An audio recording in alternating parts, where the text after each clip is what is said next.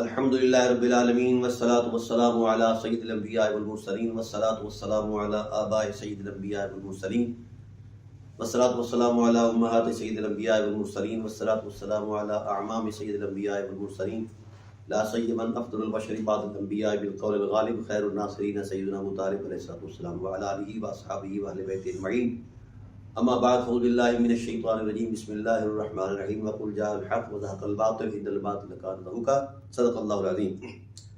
ناظرین کرام، ہماری سلسلہ وار گفتگو چل رہی تھی کہ ثقلین یعنی اہل بیت علیہ السلام اور شیخین علیہم الرضوان یعنی حضرت ابوبکر صدیق رضی اللہ عنہ اور حضرت عمر فاروق رضی اللہ عنہ، ان کے مابین مفاضلہ، موازنہ اور توازن جو ہے افضلیت کے ٹائٹل کے اعتبار سے یہ کائنات کا بدترین جھوٹ ہے، یہ ہمارا عنوان تھا. اس حوالے سے آج کی نشست میں ہم چند معروضات پیش کریں گے. سورہ لیل کی آیات سے ہمارے اہل سنت علماء بریلوی جو ہیں یہ کرتے ہیں اس سے استدلال. تو ہم نے اس استدلال کو بحمد اللہ تعالیٰ آیات قرآن کی روشنی میں چیلنج کیا ہے کہ اس کا کوئی وجود نہیں ہے، یہ قرآن کریم کی باضابطہ معنوی تحریف ہے. اور گزارش یہ ہے کہ یہ لوگ نظم نص اور ربط کلام اور مقتضاءات نصوص کی قطعیت کا انکار کر رہے ہیں. اور پھر اس پر بڑی بات یہ ہے کہ جس ذات بالا صفات حضرت محمد صلی اللہ علیہ وآلہ وسلم پر یہ وحی نازل ہوئی، آپ صلی اللہ علیہ وآلہ وسلم نے ان آیات کا جو معنی بیان فرمایا ہے اس پر عدم اعتماد ہے ان لوگوں کا. جب 11 روایات کے اندر ہم ثابت کر چکے ہیں کہ آپ صلی اللہ علیہ وسلم نے ان آیات کے معنی کو ایک عامی قاعدہ کے طور پر بیان فرمایا ہے 2 کرداروں کے تصور میں، کیونکہ صحابہ وحی صلی اللہ علیہ وسلم کی بصیرت سبحان اللہ، اور قرآن کریم کا نظم نص بھی یہی کہہ رہا ہے ان سعیکم لشتی، پوری انسانیت اس سے مخاطب ہے. اور 2 رویوں کا تقدس بیان کیا گیا، 2 رویوں کو بیان کیا گیا ہے مقابلتاً. فاما من آتا واتقى وصدق بالحسنى، جس نے عطا کیا یعنی دیا مال اللہ کی راہ میں، حق کی تصدیق کی اور حق کے ساتھ وابستہ ہوا اور تقوی اختیار کیا، تو اللہ تعالیٰ اس کے لیے جنت کے راستے، اپنی رضا کے راستے آسان کر دیتے ہیں. اور جس نے حق کو جھٹلایا، وَأَمَّا مَنْ كَذَّبَ وَأَمَّا مَنْ بَخِلَ وَاسْتَغْنَى وَكَذَّبَ بِالْحُسْنَى، جس نے بخل کیا، حق کو جھٹلایا اور اللہ کے احکام سے بے پرواہی اختیار کی، تو اس کے لیے جہنم کے راستے اور اللہ کے غضب کے معاملات جو ہیں وہ آسان کر دی جاتے ہیں. اور پھر فرمایا لا يصلح الا الاشقى، اسی جہنم کے اندر صرف وہی جلیں گے جو کائنات کا بدبخت ہے. کیوں؟ الذی کذب وتولی، وہ بدبخت اس لیے ہے کہ اس نے جھٹلایا ہے حق کو، قرآن کو، رسالت کو اور اللہ وحدہ لا شریک کی عظمت کو، لہذا وہ بدترین بدبخت ہے کائنات کا، اس کو جہنم میں جلایا جائے گا اور صرف وہی جلے گا. وَسَيُجَنَّبُهَا الْأَتْقَى، اور اسی جہنم سے بچا لیا جائے گا اس شخص کو جس نے تقوی اختیار کیا اور تقوی کے ساتھ ساتھ الذی یؤتی مالہ یتزکیٰ، جس نے اپنا مال دیا ہے پاکیزگی کے لیے. اور پھر وما لأحد عنده من نعمة تجزیٰ، وہ مال کسی نیکی کا صلہ نہیں ہے بلکہ اللہ کی رضا کے لیے ہے، کسی کے احسان کا بدلہ نہیں بلکہ اللہ کی رضا کے لیے. تو یہ تھا اس مکمل سورہ پاک کے مکمل مضمون کا نفس مضمون. تو آپ صلی اللہ علیہ وآلہ وسلم نے اس کو اسی عامیانہ قاعدے میں بیان فرمایا اور اس پر اس کے نزول کا تصور بھی پیش فرمایا، وہ ہم تحقیق پیش کر چکے ہیں. تو جو معنی رسالت بیان فرمایا وہ صحیح ہے. یہ بعد کے لوگ جو کئی سال بعد میں پیدا ہوئے، عامر بن عبداللہ یہ کب پیدا ہوئے؟ یہ ان کا باپ مدینہ طیبہ میں پیدا ہوا 2 سن ہجری کو، پھر وہ بڑا ہوا ہوگا، یعنی کتنا عرصہ درمیان میں گزرتا ہے. 4 سن نبوی کو اترنے والی روایت آیت کو وہ بیان کر رہے ہیں. کب بیان کر رہے ہیں؟ یعنی 9 سال یہ ہو گئے اور آگے جا کر 2 سن ہجری کو وہ پیدا ہوتا ہے. اس کا باپ عبداللہ بن زبیر، وہ درمیان میں اکاؤنٹ کر لیے جائیں، اور اس کے بعد پھر وہ بڑا ہوا ہوگا 18-20 سال کا ہو کر پھر اس نے شادی کی ہوگی، پھر نہ جانے یہ کب پیدا ہوا ہوگا. تو وہ بیان کر رہا ہے، اس سے پہلے کوئی شخص اس ٹائٹل پر بیان نہیں کر رہا۔ یعنی جو لوگ عینی شاہد تھے نزول آیات کے، ان میں سے کسی ایک نے بیان نہیں کیا۔ عجب بات ہے۔ اور صاحب وحی صلی اللہ علیہ وسلم نے جو کچھ بیان فرمایا ہے وہ اور ہے، اور جو مولوی صاحبان بیان کر رہے ہیں یہ اور ہے۔ تو اب مولوی صاحبان نے جو کچھ بیان کیا ہے اس کو وہ حق سمجھتے ہیں، جو حضور نے بیان فرمایا ہے اس کو وہ حق نہیں سمجھتے۔ یہ ہے ان بریلوی مولویوں کی ڈرامہ بازی۔ اچھا، اس کے بعد حضرت عبداللہ ابن عباس رضی اللہ تعالیٰ عنہ کا بھی ذکر کرتے ہیں۔ وسائل النبوۃ والاتقاء کی آیت میں ہم نے اس پر بہت ساری تفصیلیں دی ہے۔ یہ امام جلال الدین سیوطی علیہ الرحمہ کی تفسیر در منصور کے اندر بات آئی ہے، اور در منصور کا اصل مصدر علم جو ہے اس ٹائٹل پر وہ ہے تفسیر ابن مردوہ، اور اس میں جس روایت کو ہم نے ڈسکس کیا تھا اس سند کے اعتبار سے وہ جعلی روایت ہے، ایک کذاب اور جھوٹے راوی کی روایت ہے، اور اس کی تکذیب پر، اس کے کذاب ہونے پر ہم نے بہت سارے شواہد پیش کر دیے ہیں۔ کئی بلکہ تمام کتب رجال نے اس کو کذاب لکھا ہے، شواہد لکھا ہے، کافر لکھا ہے۔ بڑی عجیب بات یہ ہے کہ جب مولوی بریلویوں کو، مفتیوں کو ضرورت پڑے تو کافر کی روایت پر بھی اعتماد کر لیتے ہیں اپنے نقطہ نظر کے حوالے سے، اور اگر نقطہ نظر کے حوالے سے وہ روایت نہ ہو، خواہ وہ قرآن کی آیت ہو تو بھی قابل قبول نہیں ہے، اور فرمان رسالت ہو تو بھی قابل قبول نہیں ہے۔ یہ ہے بریلویت، نعوذ باللہ من ذالک۔ مجھے افسوس ہوتا ہے ایسے علماء پر جو قرآن کے نظم نسق کی قطعیت کا اعتبار نہیں کرتے، فرمان رسالت کی حرمت کا اعتبار نہیں کرتے، وہ 1400 سال بعد آنے والے لوگوں کا اعتبار کر کے بیٹھے ہیں، بریلی شریف کے علماء کا اعتبار کر کے بیٹھے ہیں۔ بھائی کچھ یہ جو آپ اقوال پیش کرتے ہیں، ان اقوال کی اصل کنہ کیا ہے؟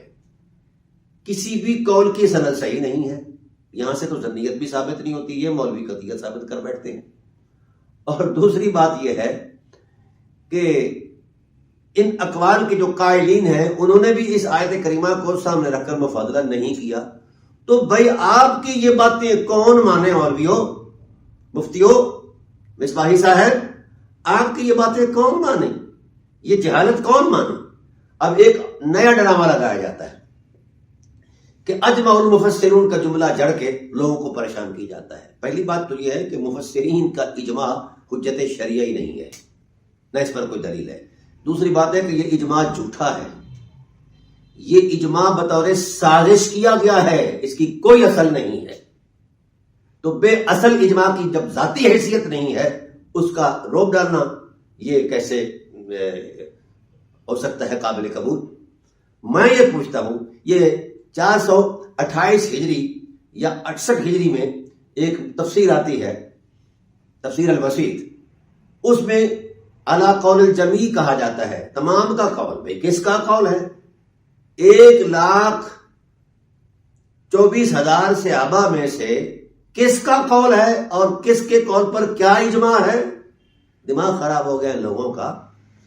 اگر تو صحابہ کا اجماع ہوا ہے تو پھر قطعی ہے اور یقینی ہے، اس کا انکار میں کفر سمجھتا ہوں، کیونکہ اجماع کی عظمت کا میں قائل ہوں۔ تو کیا زمانہ صحابہ میں اس پر اجماع ہوا کہ یہ حضرت ابوبکر صدیق رضی اللہ تعالیٰ عنہ کی ہی شان میں نازل ہوئی ہے، کوئی دوسرا بندہ اس کا فرد معنی نہیں بن سکتا؟ کیا کوئی کائنات میں ایسا دکھا سکتے ہو؟ نہیں دکھا سکتے۔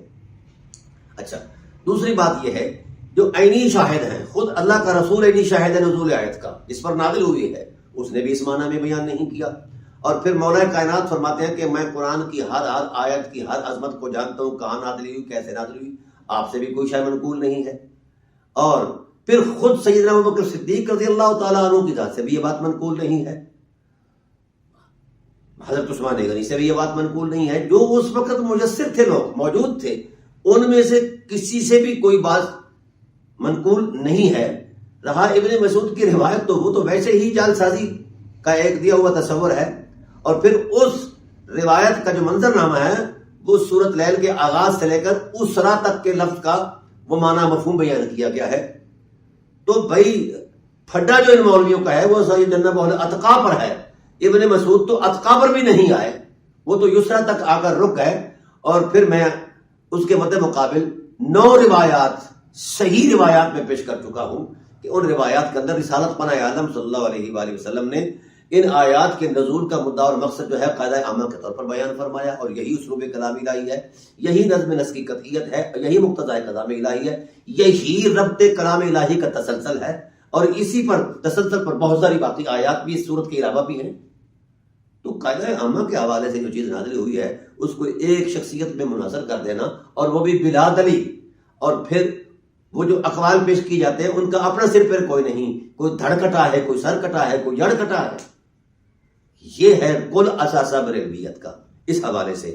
تاہم میں نے الحمدللہ تعالیٰ اللہ تعالیٰ کے فضل و احسان سے تفاسیر بالمعصور کا جائزہ جو پیش کر رہا ہوں، کسی بھی تفسیر میں ایسا نہیں دیکھا۔ کوئی راوی 50 سال بعد پیدا ہو رہا ہے، کوئی 60 سال بعد پیدا ہو رہا ہے، کوئی 40 سال بعد، کوئی 30 سال بعد یہ باتیں ہو رہی ہیں۔ اس سے پہلے جب نازل ہوئی ہے، اس نزول کے اعتبار سے نہ نبوت کو پتہ ہے، صاحب وحی کو پتہ نہیں ہے، اور نہ مولا کائنات کو پتہ ہے، نہ حضرت ابوبکر صدیق رضی اللہ عنہ کو پتہ ہے، نہ عمر فاروق کو پتہ ہے، نہ عثمان غنی کو پتہ ہے، اور نہ ہی جناب والا اور کسی اور صحابی کو پتہ ہے۔ تو بھئی کس اندازے سے، کس چہرے سے یہ آپ طے کر رہے ہیں کہ اس حوالے سے یہ نازل ہوئی ہے؟ ہاں، سیدنا ابوبکر صدیق رضی اللہ تعالیٰ عنہ کا کردار اپنی حکمت میں ایک شان رکھتا ہے، میں اس کا انکار نہیں کرتا۔ اگر مال ہی مولوی صاحبان کا مطمع نظر ہے تو آئیے ہم ایک اور مال کی بھی نشاندہی کرتے ہیں۔ وہ مال ہے قرآن کے مطابق جس مال نے نبی کو غنی کر دیا ہے، جس مال نے نبی کو غنی کر دیا ہے، وہ مال سارا امت مصطفیٰ پر صرف ہوا ہے۔ اور کتنا مال تھا؟ پورا مکہ اس مال کا محتاج رہا ہے عمر بعد۔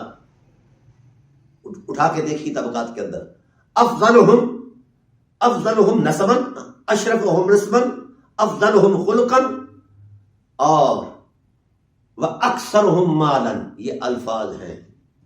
سارے مکہ کا اتنا مال نہیں ہوتا تھا جتنا مال حضرت خدیجہ الکبریٰ صلوات اللہ تعالیٰ علیہ کا ہوتا ہے۔ وہ سارا مال جو اشرفیوں کا ڈھیر ہے وہ اٹھا کر خدمت میں پیش کر دیا گیا ہے۔ کیا اس مال کو، نصاب کو، اس مالی نصاب کو آیت کا معنی نہیں بنایا جا سکتا؟ کیوں نہیں بنا؟ وہ آخر کیا وجہ ہے؟ اہل بیت مال دیں تو وہ قبول نہیں ہے، معنی آیت نہیں ہے، اس کی وجہ کیا ہے؟ میں پوری ملت بریلویہ کو چیلنج کرتا ہوں، یہ مال جو آپ نے ہضم کیا ہے، فقیر انشاءاللہ بازو ڈال کر آپ کی انتڑیوں سے یہ مال نکالے گا اور بتائے گا امت کو کہ یہ خیانت کار ہے لوگ، یہ مال اہل بیت کیوں نہیں اتقا کا معنی بنایا گیا؟ وجہ کیا ہے؟ یہ حرام کا مال تھا، چوری کا مال تھا، کیا اس میں کوئی خیانت تھی؟ اور پھر حضرت ابو طالب علیہ السلام کا مال جو ہے وہ کیوں نہیں آیا اس ضمن میں؟ جس مال نے 50 سال نبی کے وجود کی خدمت کی ہے، جو غلام کی خریداری پر مال لگے، وہ تو اتقا کا معنی ہے، اور مجھے اس سے کوئی اعتراض نہیں ہے۔ لیکن جو مال نبوت کے مزاج کا حصہ بنے، خمیر کی تقویت کا باعث بنے، فطری مؤثر بنے، نبوت کے وجود کا رفع کرے، عصمت کا، وہ مال آپ نہ گنتے ہیں، نہ جانتے ہیں، نہ مانتے ہیں۔ کیا آپ کے باپ کی حکومت ہے یا آپ کی حکومت ہے؟ کائنات آپ کی ہے؟ اس اللہ کی حاکمیت ہے جس کا شریک کوئی نہیں ہے۔ آپ کون ہیں؟ آپ کی حیثیت ہی کیا ہے؟ تو قرآن کی تحریف سے آپ لوگوں نے یہ مذہب نکالا اور جعل سازی کی، اور اہل بیت علیہ السلام کے مد مقابل آ کر ایک ایسا تصور دیا ہے جس کو نہ قرآن مانتا ہے، نہ مزاج رسول مانتا ہے، اور مزاج شریعت نہیں مانتی، کوئی بھی نہیں مانتا۔ آپ نے کہاں سے یہ گھڑ لیا ہے عقیدہ کہ جناب مفاضلہ ہے اور اہل بیت مفضول ہیں، شیخین افضل ہیں؟ یہ کہاں سے لے آئے؟ کائنات کا بدترین جھوٹ ہے۔ تو لہذا انشاءاللہ ہم اس تسلسل کو جاری رکھیں گے۔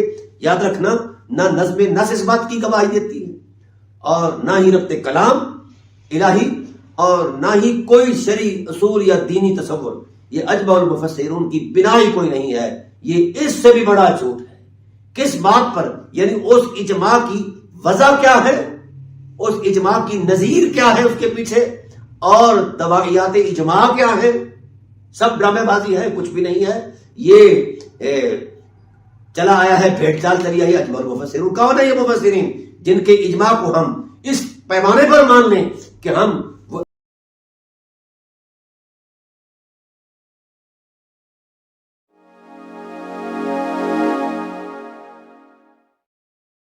Like, comment, and subscribe.